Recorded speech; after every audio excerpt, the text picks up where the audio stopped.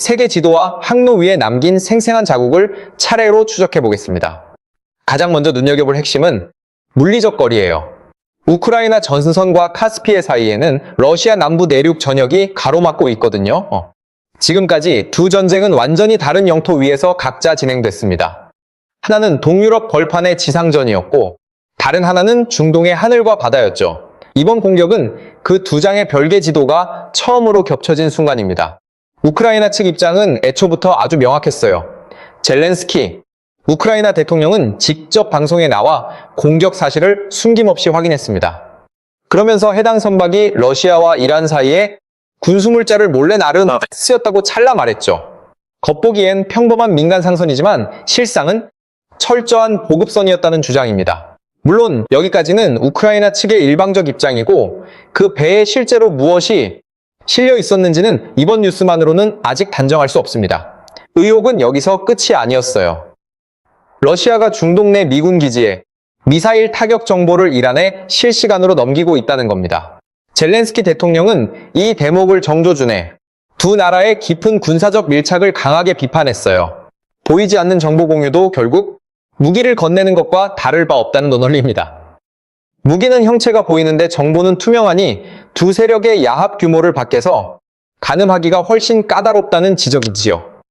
이란의 반응은 터지자마자 격앙되어 돌아왔습니다. 이란 외무부는 이번 폭격을 유엔 헌장을 정면으로 깬 명백한 침략 행위로 못 박았어요.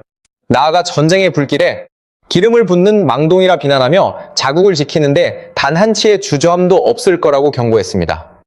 아락치 이란 외무장관은 절대로 좌시하지 않겠다며 뼈있는 군사적 보복을 공언했죠. 동시에 이란은 단호하게 선을 그었습니다. 자기들은 우크라이나 전장에 발을 들인 적이 결코 없다는 입장이에요. 그러면서 유럽이 중동의 확전을 그토록 두려워한다면 먼저 우크라이나의 무모한 짓부터 뜯어 말려야 한다고 따져 물었습니다. 양측의 주장이 완전히 평행선을 달리는 지점입니다. 한쪽은 철저한 적대 보급선을 박살낸 거라고 외치고 다른 한쪽은 죄 없는 민간 배가 날벼락을 맞았다고 분통을 터뜨리니 똑같은 사건을 두고 단어부터 완전히 다르게 쓰는 상황인 셈이지요. 서방 언론과 국제 전문가들은 이 일촉즉발의 국면을 이렇게 읽어내고 있습니다. 우크라이나 전쟁과 중동 사태가 군사 거래와 보복의 고리를 타고 사실상 한 덩어리로 묶였다는 진단입니다. 따로 놀던 두 개의 사건이 아니라 거대한 하나의 연쇄망으로 연결되었다는 뜻이죠. 물론 이건 최악의 확전을 우려하는 분석일 뿐 앞으로 상황이 어떻게 튈지는 아직 정해진 결말이 없습니다. 진위 파악을 위한 실태 조사도 막 돌기 시작했어요. 미국 정보당국은 중동의 자국 기지를 정조준한 이란의 공세 배후에 러시아가 손을 뻗쳤는지 본격적인 추적에 들어갔습니다. 아직 최종 결론이 내려진 단계는 아니고 지금으로선 조사가 착수되었다는 사실까지만 객관적으로 확인된 상태입니다. 요약하자면 이번 사건은 배 한 척에서 촉발되었지만 결국 남은 것은 뱃머리가 아니라 지정학적 위치예요. 우크라이나는 왜 그 머나먼 내륙의 물길까지 악착같이 손을 뻗쳤고 이란은 왜 그 수로에 그토록 극렬하게 발끈했을까요? 이보다 훨씬 더 중요한 본질은 따로 있습니다. 바로 왜 하필 그 바다였냐는 의문이에요.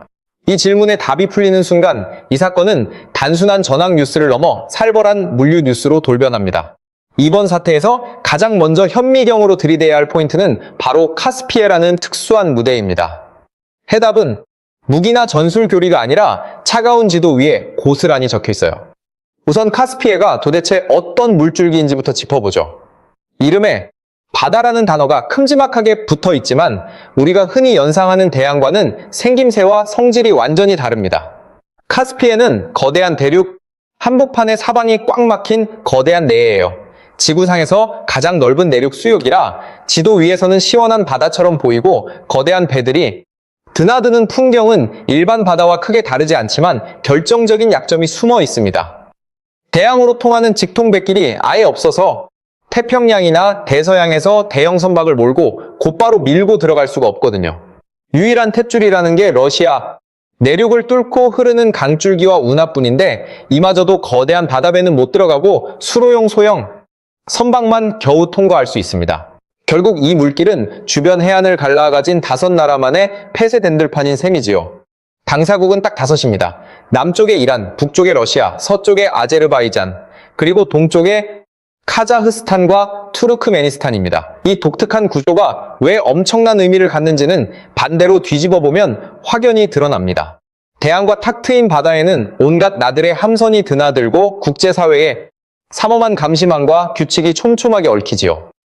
반면 카스피해는 외부 세력의 군함이 애초에 발을 들일 수 없는 호수라 오가는 배라 해봤자 연안 5나라 사이를 첫 바퀴 돌듯 왕복하는 선박이 전부입니다.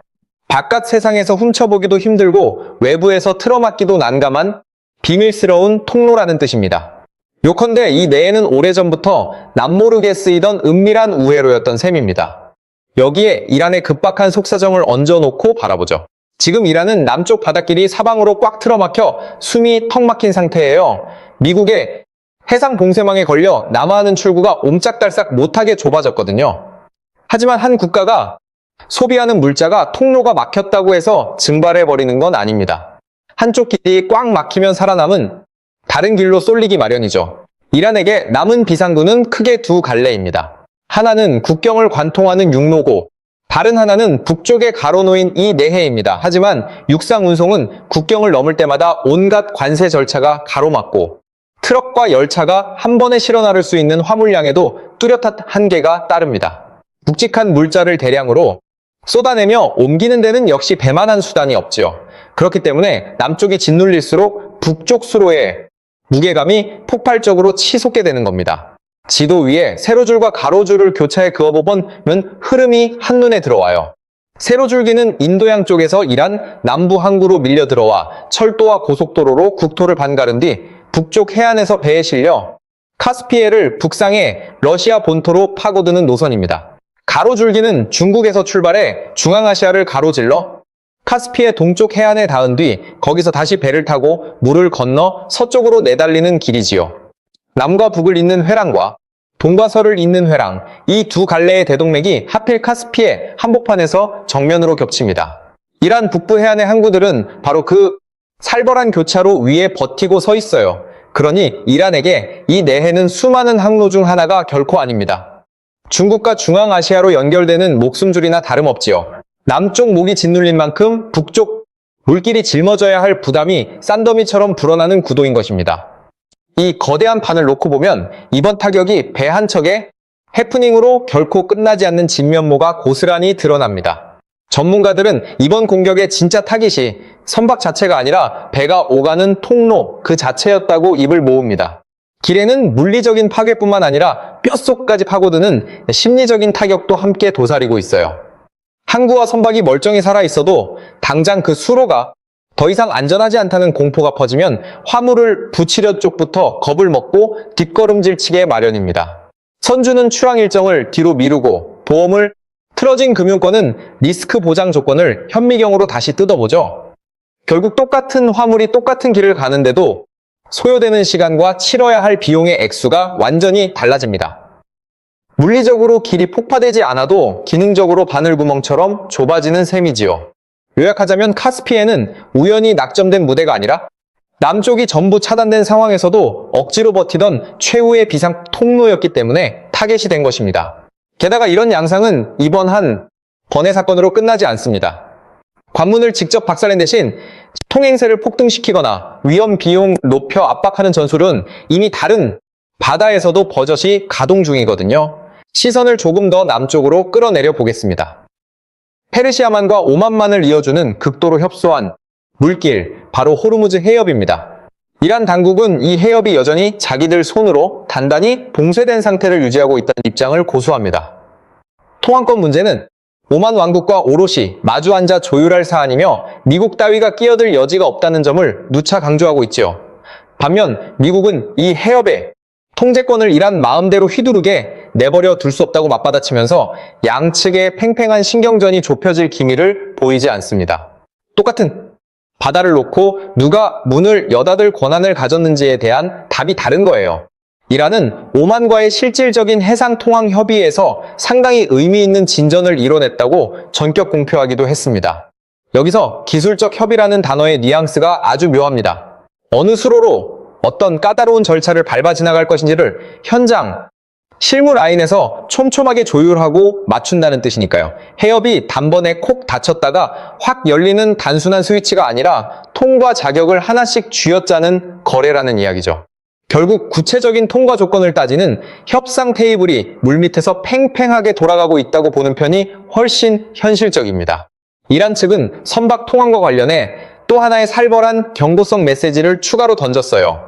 해협을 지나다 봉변을 당한 배들의 이란의 동결 자금으로 보상을 내걸겠다는 트럼프 대통령의 발표에 맞장구치는 모든 국가와 기업의 선박 통행을 단칼에 끊어버리겠다는 내용입니다.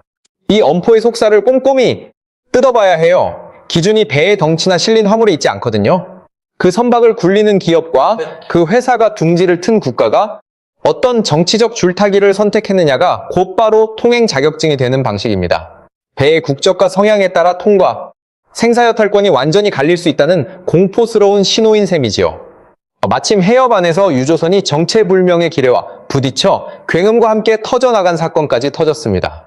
단순한 뱃삭 사고로 치부하는 시각도 존재하지만 바다의 통제권을 여전히 이란이 꽉 쥐고 흔들고 있음을 과시하는 고도의 전략적 경고탄으로 읽어내는 전문가들의 분석도 동시에 쏟아져 나오고 있어요. 자, 오늘 방송에서 가장 밑줄 쳐야 할 대목이 바로 여기입니다. 해상봉쇄라고 하면 되게 거대한 군함들이 바다를 새까맣게 메우고 뱃길이 꽉 가로막히는 영화 같은 장면을 떠올리기 쉽습니다. 하지만 현실의 해상봉쇄는 그렇게 투박하게 작동하는 경우가 의외로 드물어요. 바닷길은 번듯하게 열려 있는데도 그 길을 지나는 값이 올라가는 방식으로 작동합니다. 선주 입장에서 보면 이해가 빨라요. 배 한 척을 몰고 이 해협을 반드시 통과해야 하는 선주가 있다고 가정해보죠. 출항 포인트를 찍기 전에 무조건 거쳐야 하는 필수 관문이 바로 보험 가입입니다. 선적한 화물을 보호하는 적하보험, 선체 자체를 담보하는 보험, 그리고 전운이 감도는 해역을 위한 전쟁 위험 특약보험이 따로따로 따라 붙어요. 이 중에서도 전쟁 위험 보험료는 해당 항로의 삼엄한 살벌한 평가에 따라 요동치는데 특정 수역이 요주의 위험, 구역으로 낙인 찍히면 그 물길을 헤쳐나가는 동안 살인적인 추가 보험료가 덕지덕지 붙습니다.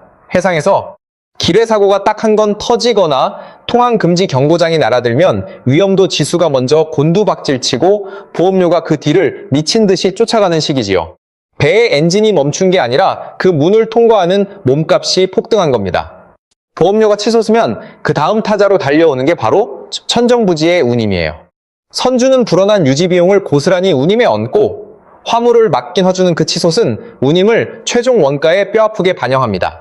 여기에 위험, 수역을 관통하는 동안 선원들에게 쥐어주는 위험 수단성과 체류 경비까지 살붙듯 더해지고 계약 조건에 따라서는 위험 구역 진입을 위해 화주에 별도 사인이 떨어져야만 움직이는 족쇄가 채워지기도 합니다. 그 허락을 받아내느라 항구에서 하루 이틀씩 속절없이 지연되고 선박이 바다 한가운데서 발이 묶여 허비하는 시간 전체가 고스란히 막대한 손실 비용이에요. 세 번째로 통째로 뒤틀리는 건 뱃길, 즉 항로입니다. 어떤 선주는 눈 질끈 감고 천문학적인 비용을 치르며 강행 돌파하지만 어떤 선주는 그 죽음의 수역을 멀리 돌아서 피해가요. 우회할 수 있는 뱃길이 있으면 악착같이 돌아가고 대안이 없으면 아예 발을 동동 구르며 대기하거나 인근 항구에서 화물을 꾸역꾸역 내려 다른 배로 옮겨 싣습니다.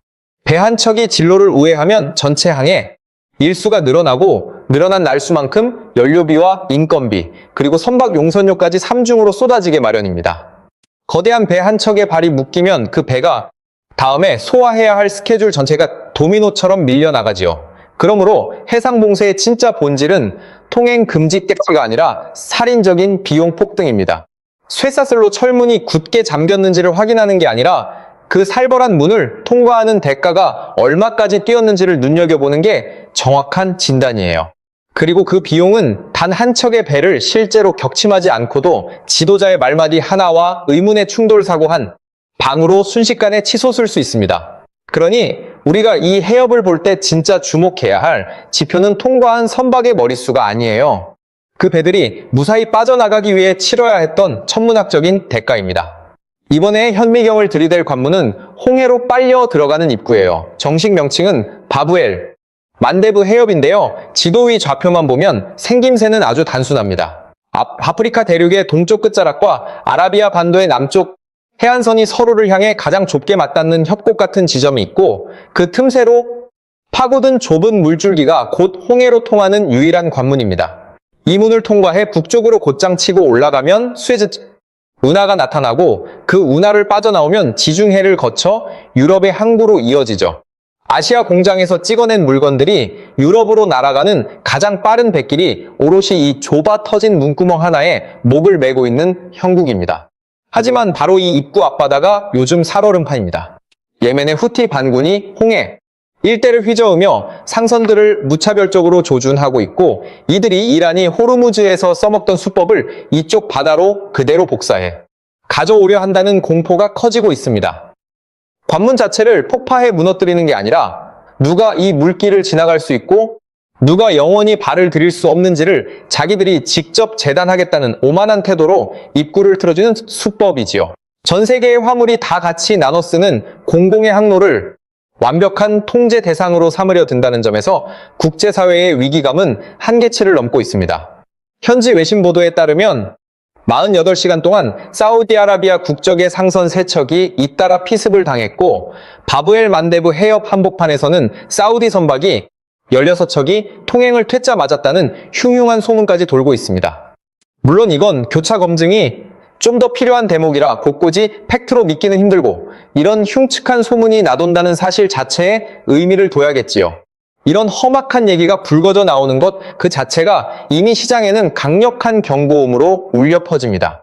화물을 실어 보내야 하는 선사들 입장에서는 배가 통행 거부를 당한 사례가 단 몇 건이라도 존재한다는 사실 그 자체만으로도 전체 백길 계산을 완전히 새로 두드리게 되니까요. 예멘 정부 측은 외견상 평화적 타협을 간절히 원한다고 목소리를 낮추면서도 서방의 압박이 계속 수위를 넘으면 전면적인 확전 불사 맞받아칠 준비가 되어 있다고 으름장을 놨습니다. 어느 한쪽에 손을 들어주거나 편을 가르려는 이야기가 아닙니다. 우리가 냉정하게 짚어야 할 핵심은 이 홍해 입구의 살벌한 긴장이 며칠 만에 싱겁게 가라앉을 성격의 것이 아니라는 명백한 신호라는 점이지요. 거듭 말하지만 지금 물리적으로 좁아지고 있는 것은 전선이 아니라 바로 목줄 같은 항로입니다. 그래서 다급해진 선박들은 아예 항로 자체를 통째로 갈아엎습니다. 세로 대안으로 잡은 방향은 바로 아프리카 대륙의 최남단이에요. 홍해 초입을 지나지 않겠다고 마음먹은 선박들은 아라비아 해에서 곧바로 남서쪽으로 뱃머리를 돌려 아프리카 대륙을 거대하게 우회한 뒤 희망봉을 돌아 대서양으로 북상합니다. 세계 지도 위에 손가락을 얹고 동선을 따라가 보면 항로의 차이가 눈으로 확연히 들어와요. 원래는 대륙과 아라비아 반도 사이에 좁은 틈새로 잽싸게 빠져나가던 지름길인데 우회로는 거대한 대륙 하나를 옆구리에 끼고 빙둘러가는 험난한 대장정입니다. 백길이 이토록 길어지면 도대체 어떤 후폭풍이 꼬리를 물고 따라붙는지 그 경제적 파장이 핵심이에요. 무엇보다 총 운항 일수가 눈덩이처럼 불어납니다. 똑같은 배가 똑같은 화물을 싣고 뛰어도 최종 목적지 도착이 속절없이 늦어지고 그만큼 연료를 더 태워야 하며 선원들의 고된 승선 기간까지 비례해서 늘어나요. 하지만 여기서 끝이 아닙니다. 항해 기간이 길어지면 그 선박이 1년 동안 소화할 수 있는 왕복 운항 횟수가 치명적으로 깎여요. 배 한 척이 1년이라는 시간 동안 실어 나를 수 있는 화물의 총량이 확 줄어드는 셈이므로 지구상 전체를 조망해보면 물리적으로 사라진 배는 단 한 척도 없는데 막상 화물을 꽂아 넣을 가용 공간은 턱없이 줄어든 것과 똑같은 결과가 빚어지는 겁니다. 당연히 해상 운임은 폭등할 수밖에 없어요. 화물을 어떻게든 제때 보내야 하는 쪽은 씨가 마른 선적 자리를 확보하려고 더 높은 돈을 치러야 하고 살인적인 전쟁 위험보험료까지 복리로 얹혀집니다. 위험지대로 찍힌 수역을 지나는 선박이든 아예 그 위험을 피해 아프리카원 바다로 돌아가고 고통스러운 비용 폭탄을 맡기는 네 가지예요. 선박을 굴리는 해운사 입장에서는 이 죽음의 물길에 돈을 내고 들이밀어야 할지 말아야 할지를 항차마다 살떨리게 재판해야 하고 그 리스크 판단 자체가 스케줄과 비용의 뼈아픈 짐으로 얹힙니다. 여기서 머릿속에 박아둬야 할 진실은 딱 하나예요. 철문이 완전히 콕 닫히지 않았더라도 문고리 앞이 살얼음판으로 변하는 그 순간부터 물류 비용은 이미 미친 듯이 치솟아 있다는 사실입니다. 게다가 이 살인적인 비용 계산은 오직 유럽으로 향하는 화물에만 국한되는 국지적 문제가 아닙니다. 똑같은 선박이 스케줄에는 반드시 아시아로 빈 배로든 만선으로든 되돌아와야 하므로 한쪽 항로가 무식하게 늘어지면 그 배가 얽혀있는 연쇄적인 다른 항로에 운항 일정까지 줄줄이 도미노처럼 밀려나가게 돼요. 따라서 이 좁아 터진 입구의 긴장은 지도 위에서는 아주 국지적인 좁은 협곡의 문제로 보이지만 전 세계 화주들이 받아드는 운임표 위에서는 눈덩이처럼 불어나는 광범위한 재앙으로 번지는 것입니다. 이제 지도를 시원하게 더 넓혀보겠습니다.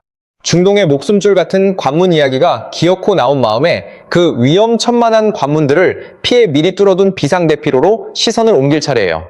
사우디아라비아 국방부는 동부 산업지역과 수도 리야드의 심장부를 겨냥한 정체불명의 드론 공세를 공중에서 완벽하게 요격해 산산조각 냈다고 공식 발표했습니다. 하늘을 가르고 날아온 궤적은 이라크 영토토 쪽이었으며 배후에는 어김없이 이란의 든든한 지원을 받는 시아파 민병대 세력이 버티고 있다고 지목하면서 이에 상응하는 혹독한 응징을 가하겠다고 핏기를 세워 경고했어요.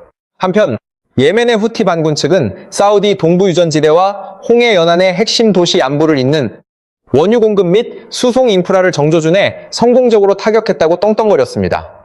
리야드와 얀부에 대형 정유 설비 등을 격파하려고 수십 대의 자폭 미사일과 드론대를 날려보냈다는 주장인데요. 물론 이 대목은 어디까지나 공격을 감행했다고 주장하는 쪽에 일방적인 나팔소리라는 전제하에 걸러서 듣는 것이 현명합니다. 정확한 피해 규모가 제3의 기관을 통해 독립적으로 크로스 체크된 상태는 아니니까요. 지금 이 국면에서 우리가 날카롭게 파고들어야 할 포인트는 누가 무엇을 얼마나 명중시켰느냐가 아닙니다. 도대체 하필 왜 공격의 표적이 이 수많은 원유시설 목록이 되었느냐는 근본적인 의문이지요. 사우디의 거대한 원유시설들은 한 곳에 얌전히 뭉쳐있지 않습니다. 거대한 유전과 정제 설비, 뿜어내는 펌프장, 액체를 가두는 저장 탱크, 그리고 이 모든 것을 핏줄처럼 잇는 수천 킬로미터의 송유관들이 사막 한복판을 가로질러 광활하게 흩어져 있어요. 영토가 드넓다는 것은 평화로운 시기에는 치명적인 장점으로 작용합니다. 특정 지점에 불의의 사고가 터져도 곧바로 다른 우회 경로로 물량을 밀어낼 여유가 생기기 때문이죠. 하지만 철저히 장어하는 사령의 관점으로 시선을 180도 돌려보면 상황이 180도 달라집니다. 24시간 감시하고 지켜내야 할 경계 지점이 수백 개소로 기하급수적으로 불어나고 그 대부분의 삼엄한 시설들이 사람이 상주하지 않는 휙한 사막 속 외딴 설비라는 가혹한 현실과 직면하게 되거든요. 그래서 보안 전문가들은 이런 취약한 구조를 소프트 타깃이라고 부릅니다. 튼튼한 장갑으로 칭칭 감은 철옹성이 아니라 사방으로 넓고 얇게 펼쳐져 있어 언제든 칼이 꽂힐 수 있는 거대한 표면이라는 뜻이지요. 여기서 피할 수 없는 비용의 극단적인 비대칭성도 함께 직시해야 합니다. 사방으로 흩어진 수많은 시설을 촘촘하게 쇠벽으로 덮으려면 방어하는 쪽의 천문학적인 유지 비용은 끝없이 치솟는데 공격하는 쪽에서 날려보내는 값싼 폭발물 드론 한 대를 띄우는 가성비는 그야말로 비교조차 할 수 없을 만큼 미미하니까요. 설령 물리적으로 폭발에 날아가지 않더라도 방어해냈다는 뉴스 한 줄만으로도 시장은 곧바로 반응합니다. 보험사와 해운사들이 장부를 펼쳐들고 위험수당을 셈하기 시작하거든요. 진짜 압박은 건물 파편에서 터져 나오는 게 아니라 바로 그 불안한 장부 위에서 완성되는 법입니다. 이번 국면에서 가장 소름 돋게 주시해야 할 포인트는 공격 리스트에 송유관이 떡하니 포함되어 있다는 사실이에요. 사우디아라비아에는 동부의 거대 유전에서 서쪽 홍해 바닷가까지 국토의 허리를 완전히 가로지르는 광활한 동서 송유관망이 깔려 있습니다. 이 거대한 관로가 존재하는 유일한 사실 하나예요. 호르무즈를 지나지 않고 원유를 내보내기 위한 필사적인 우회로라는 거죠. 동쪽 해안 항구에서 유조선에 직접 실으면 그 좁아 터진 관문을 반드시 통과해야 하지만 이 송유관을 통해 서쪽 끝까지 안전하게 옮겨 실으면 그 모든 관문을 우아하게 건너뛸 수 있습니다. 쉽게 말해 정문이 봉쇄될 때 비상으로 열어젖히는 예비문인 셈이죠. 바로 그 최후의 예비문까지 타격 대상에 올라탔다는 점이 이번 사태의 가장 날카로운 핵심입니다. 관문 하나를 틀어주는 것과 관문과 유일한 우회로를 동시에 박살내려고 흔드는 것은 타격의 파괴력이 차원이 다릅니다. 앞에 상황이라면 시장이 어떻게든 대체 경로를 머리를 굴려 계산해 충격을 어느 정도 소화해내지만 뒤의 상황에서는 머릿속에 그릴 대체 경로, 자체가 완전히 소멸해버려요. 따라서 겉으로 드러난 폭발 규모가 비슷해 보일지라도 후자가 시장에 훨씬 더 뼈아프게 반영되는 법입니다. 이런 대목을 두고 국제 전문가들 사이에서 나오는 해석은 크게 두 갈래로 갈라집니다. 하나는 유가를 미친 듯이 흔들어 백악관과 미국 경제에 극심한 타격을 안겨주려는 전략이라는 분석이고, 다른 하나는 미국과 사우디아라비아의 굳건한 동맹관계 사이에 깊은 균열을 내려는 고도의 이간질이라는 분석이에요. 사우디가 계속해서 무자비한 표적이 되면 당장 방어망을 더 확실하고 촘촘하게 구축해달라는 아우성이 워싱턴을 향해 쏟아지게 마련이고, 그 요구가 거세질수록 미국 내부에서는 왜 우리가 그 위험을 뒤집었어야 하냐며 반대 방향으로 나를 세우는 목소리도 눈덩이처럼 커지거든요. 실제로 지금 미국 정치가 내부에서는 무조건적인 사우디 방어 공약에는 이제 확실하게 선을 그어야 한다는 현실론이 팽팽하게 고개를 드는 실정입니다. 그러므로 이 사건을 단순한 시설, 피해 문제로만 국한해 바라보면 진실의 절반만 놓치는 꼴이 됩니다. 굵직한 송유관 하나가 표적 명단에 올라서는 순간 그것은 더 이상 철제 설비에 관한 뉴스가 아니라 동맹의 계약 조건을 시험하는 살벌한 정치 게임으로 돌변해요. 어디까지 피를 흘려가며 지켜줄 것인지, 그 험난한 대가로 무엇을 강요할 것인지를 양국 지도자들이 링 위에 직접 끌어내리게 만드는 악랄한 수법인 셈입니다. 세계 지도 위에 붉은색 표시를 하나 더 얹어두겠습니다. 앞서 찍어둔 해상 관문들 바로 옆에 그 꽉 막힌 지옥을 피해가려고 사막 허리에 그어둔 육상 송유관 라인까지 똑같이 선명하게 표시해두는 거예요. 이 복잡한 사안의 진짜 온도를 제대로 재려면 이제 이 두 개의 핏줄을 동시에 겹쳐봐야 합니다. 이 냉혹한 이야기를 이제 적나라한 숫자의 언어로 옮겨보겠습니다. 가장 먼저 우리의 눈살을 찌푸리게 만드는 숫자는 바로 국제유가예요. 미국이 이란을 상대로 맹렬하게 퍼붓던 공습을 잠시 멈추자마자 전 세계 유가는 전 거래일 대비 단숨에 8%나 폭락했습니다. 브렌트유는 불과 일주일 만에 배럴당 90달러 선 아래로 맥없이 고꾸라졌어요. 여기서 냉정하게 확인되는 인과관계는 더없이 단순합니다. 중동 분쟁의 수위가 미친 듯이 치솟으면 유가가 즉각 발작을 일으키고, 반대로 긴장이 사그러들면 유가도 덩달아 꼬리를 내린다는 거죠. 군사작전 뉴스가 곧바로 장바구니, 물가뉴스 직행열차라는 말이 그래서 공허하게 들리지 않는 겁니다.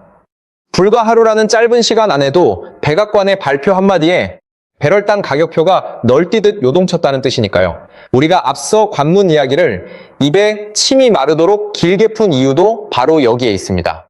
거대한 유조선이 과연 그 좁아 터진 물길을 무사히 빠져나갈 수 있느냐 없느냐가 결국 내 지갑에서 나가는 기름급 배럴당 가격표에 고스란히 찍히기 때문이에요. 백악관이 공습을 멈춰 세운 시점도 이 대목에서 나란히 짚어보겠습니다. 미국은 이란 본토를 겨냥해 13권이 넘는 살벌한 보복 공습을 무자비하게 이어간 끝에 지난 25번째 날부터 폭격을 전격 중단한 상태입니다. 하지만 이 돌발적인 중단 조치를 두고 당사국들이 흘려내는 설명은 완전히 평행선을 달리고 있어요. 트럼프 대통령은 이란 측의 애원 섞인 요청으로 물밑 협상이 숨가쁘게 진행 중이며 구체적인 타결 가능성도 충분히 열려 있다고 넉살 좋게 흘렸습니다.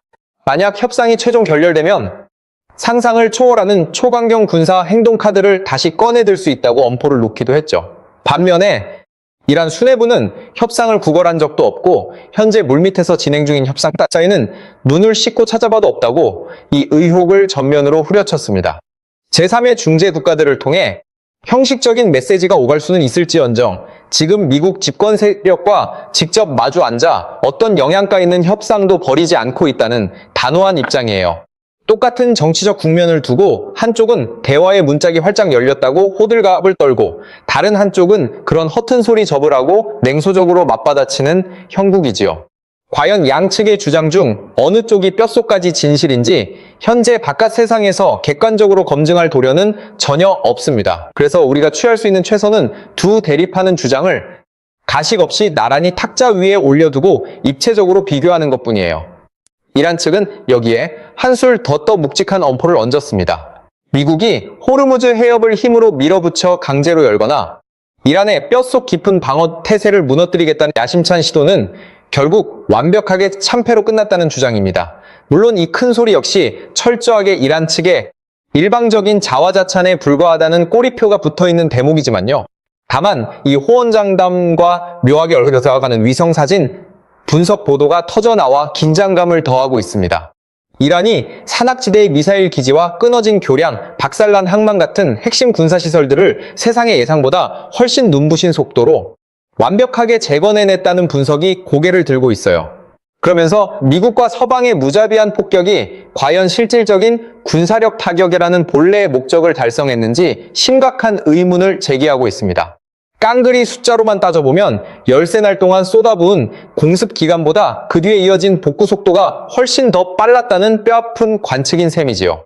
물론 이 대목 역시 냉정하게 보아 판정된 진실이라기보다는 여러 정황을 엮어낸 하나의 날카로운 분석 결과라는 점을 가슴 한구석에 담아두어야 합니다. 이번 사태의 소용돌이 속에서 반드시 현미경으로 들여다봐야 할 또 하나의 폭탄급 문서가 존재합니다. 바로 지난달 20번째 날에 미국과 사우디아라비아의 수뇌부가 전격 서명한 원자력 협정이에요. 이 협정의 뇌관은 미국 기업의 첨단 원전 기술과 관련 장비 수출을 전면 허용하되 사우디가 향후 자체적으로 핵연료를 직접 가공하고 생산할 수 있는 가능성까지 일부 열어두었다는 점에 있습니다. 겉보기에는 전력 생산이나 평화적인 에너지 협력처럼 얌전하게 포장되어 있지만 실상은 국제 질서를 뒤흔들 훨씬 더 무겁고 살벌한 정치적 문서지요. 그런데 잉크가 마르기도 전에 바로 다음 날부터 예상치 못한 거센 혼선이 터져나왔습니다. 트럼프 대통령이 사우디아라비아를 향해 느닷없이 아브라함 협정 전격 가입을 새로운 선결 조건으로 들이밀었고 이에 사우디 수뇌부가 벙어리 냉가슴을 앓으며 크게 당황하고 있다는 외신 보도가 잇따르고 있어요. 굵직한 서명식은 이미 화려하게 끝마쳤는데 까다로운 조건부, 족쇄가 뒤늦게 덜컥 매달린 모양새인 셈입니다. 국제 정치 전문가들은 이 위험천만한 협정이 전 세계의 핵물질 비확산 정책의 뿌리를 뒤흔드는 치명적인 부담을 안고 있다고 혀를 찹니다. 중동의 특정 국가가 핵연료 생산의 판도라의 상자를 열도록 허락해주면 주변에 도사린 다른 적대국들 역시 질세라 똑같은 권리를 달라고 떼쓰며 문을 두드리게 될 것이 뻔하기 때문이지요. 실제로 이란은 사우디가 원자력 발톱을 드러낸다면 자기네도 결코 물러설 수 없으며 똑같은 핵 주권의 권리를 쟁취해야 한다는 강경한 입장을 서슴없이 내뱉었습니다. 전 세계의 목줄을 치 관문들을 둘러싼 피비린내 나는 다툼이 단순한 석유 에너지의 문제를 넘어 핵무기 패권 경쟁이라는 더 큰 지옥으로 확산할 수 있다는 공포가 바로 여기에서 싹 트는 거예요. 지금까지 숨 가쁘게 짚어온 묵직한 숫자들을 한데 모아 총결산을 해보겠습니다. 8%라는 폭락세와 배럴당 90달러라는 붕괴선, 그리고 열태날이라는 긴박한 공습기간입니다. 셋 다 앞으로 일어날 미래의 장밋빛 전망이 아니라 이미 역사 속에 뼈 아프게 박힌 과거의 기록들이에요. 앞으로 이 차가운 숫자들의 화살표가 도대체 어느 방향으로 틀지는 그 누구도 섣부르게 단언할 수 없고 저 역시 알 길이 없습니다. 다만 이 엄혹한 기록들이 우리에게 웅변하는 진실은 단 하나예요. 이 거대한 국제 분쟁은 국경의 전황판 위에서 소모되는 것이 아니라 매일매일 요동치는 차가운 가격표를 통해 우리 일상의 심장부로 다이렉트로 파고든다는 사실입니다. 여기까지가 지구 반대편 지도 위에서 난무했던 살벌한 실상이었어요. 그렇다면 이 머나먼 중동의 비극이 평화로운 우리의 일상생활, 정확히 어느 지점에서 얽히고 설키는지 낱낱이 파헤쳐 보겠습니다.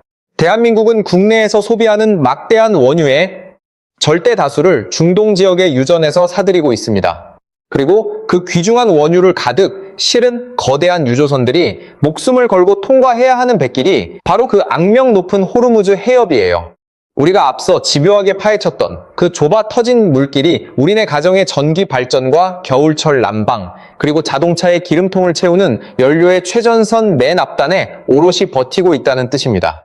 관문을 둘러싼 핏빛 뉴스가 단순히 남의 나라 싸구려 구경거리로만 들리지 않고 등골이 오싹해지는 이유가 바로 여기에 있어요.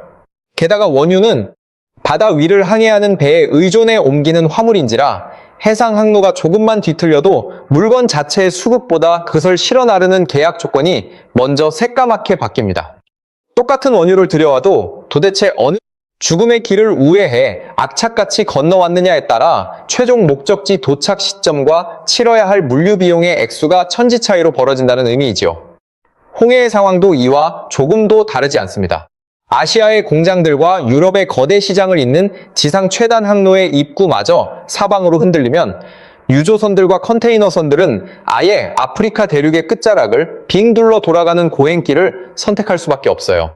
똑같은 화물을 똑같은 항구에 밀어 넣어야 하는데 전체 항해 일수가 눈덩이처럼 불어나고 그만큼 거대한 선박이 바다 한가운데서 옴짝달싹 못한 채 더 오래 묶여 있어야 하니 연료비는 당연히 폭발적으로 치솟습니다.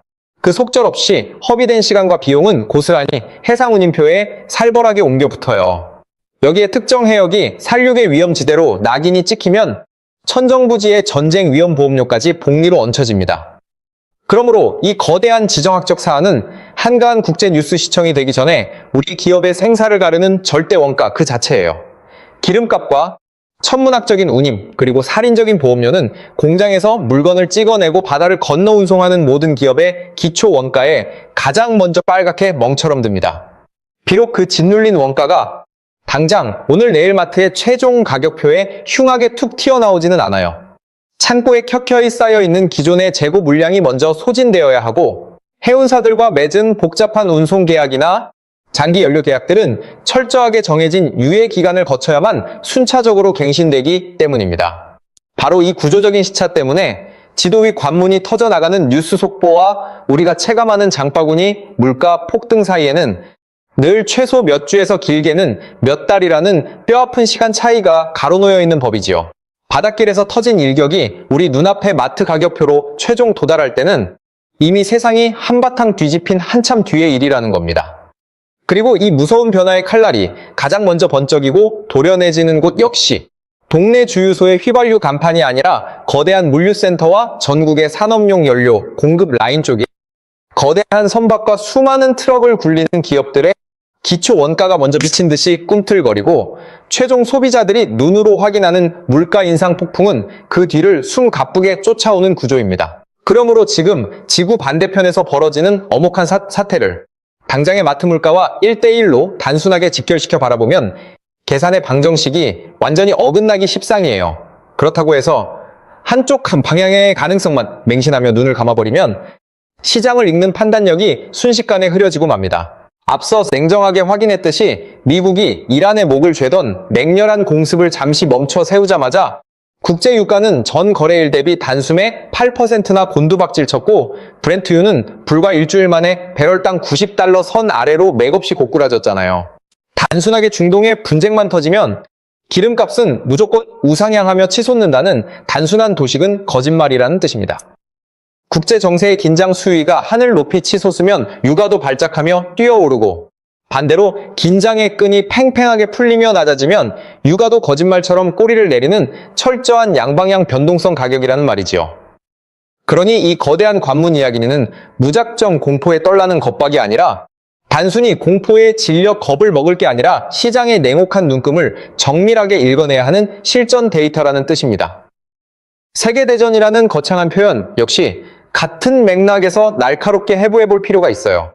이 비유는 이질적인 두 개의 전쟁이 결국 하나의 고리로 엮였다는 사실과 걷잡을 수 없는 확전의 공포를 극적으로 부각하기 위해 튀어나온 수사학일 뿐 이미 돌이킬 수 없이 확정된 미래의 시나리오는 결코 아닙니다. 현재 국제 정치 전문가들 사이에서 팽팽하게 맞서는 분석은 크게 두 갈래로 갈라져요. 하나는 군사적 밀착과 보복의 족쇄를 매개로 우크라이나 전장과 중동의 화약고가 사실상 하나의 거대한 운명 공동체로 단단히 얽혀버렸다는 섬뜩한 진단입니다. 또 다른 하나는 수많은 마크 중재자들을 거쳐 극적인 외교적 협상 국면이 숨가쁘게 열릴 수 있다는 희망 섞인 관측이지요. 이렇게 완전히 방향이 갈라서는 두 가지 전망이 정확히 같은 시점에 나란히 링 위에 올려져 있다는 그 사실 자체가 현재의 위기 국면이 아직 어느 한쪽 방향으로 결론이 콕 찍히지 않은 살얼음판이라는 명백한 증거입니다. 그렇다면 우리가 두 눈을 부릅뜨고 주시해야 할 진짜 전선은 지도 위에 대포할 낙하 지점이 아니에요.